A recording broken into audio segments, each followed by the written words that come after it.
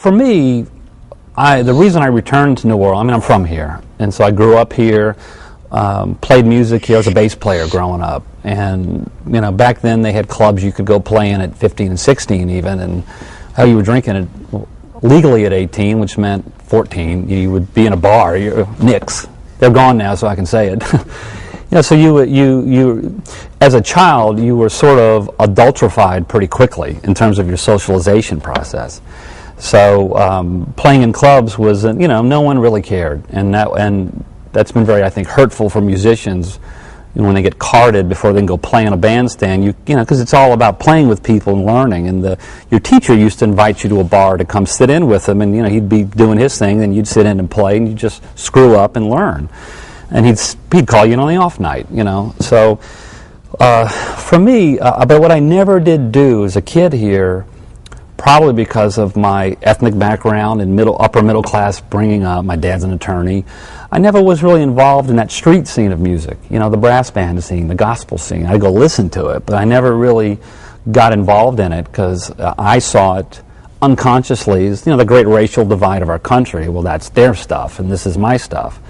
So once I went away to grad school to study composition, I quickly realized how powerful that music was that I had grown up with, and how untapped it was, and how much a part of me it was, as I began to sort of have to defend, as the way they make you do it in comp programs, or did, I don't know how it is now, but it was pretty, we had juries at USC where you brought your music in and 12 composers, with their PhDs or, trying to make you slip, and you have to defend what you do. So I would start talking this language, which I found, was very unappealing to them. They were not interested.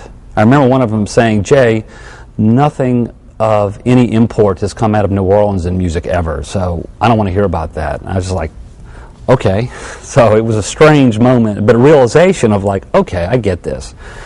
So when I came back, because I wanted to really this time get engaged in that musical community and learn that language in a different way. But by then, I wasn't playing electric bass doesn't get you in a brass band, and I wasn't interested in learning the tuba to get into it. So my approach was through composition, and that's what I wanted to do anyway. How do I get that stuff, the essence of that music, into my fingers, brain, ear, etc., and then write it down so an orchestra or a string quartet can communicate that stuff? So commercials and film was the way I could do it, because now they're going to pay me. I'm going to pay Rebirth Brass Band, who were 14 at the time, to come in my studio, and I'm going to spend the day with a little food and money to pay them. They're going to work and they're going to play, they're going to make money, and I'm going to be able to say to them, how do you do that, or show me that, just like you would a teacher, and they would just teach it. And I did the same with gospel choirs. I remember, when John Cleary first came to New Orleans, I got to meet him, and he became the piano player I'd always use, and by now MIDI's happening, so I can get him to sit down and play it, and I can actually notate it now and study it the way I was used to studying music as well.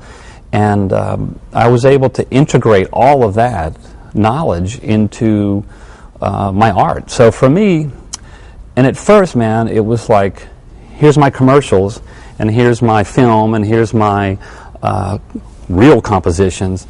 And now it's like, here's my music. I don't see any difference between any of it. I don't treat any of it differently. Intellectually, emotionally, I'm attached to it all. It's just who's driving the engine's a little different,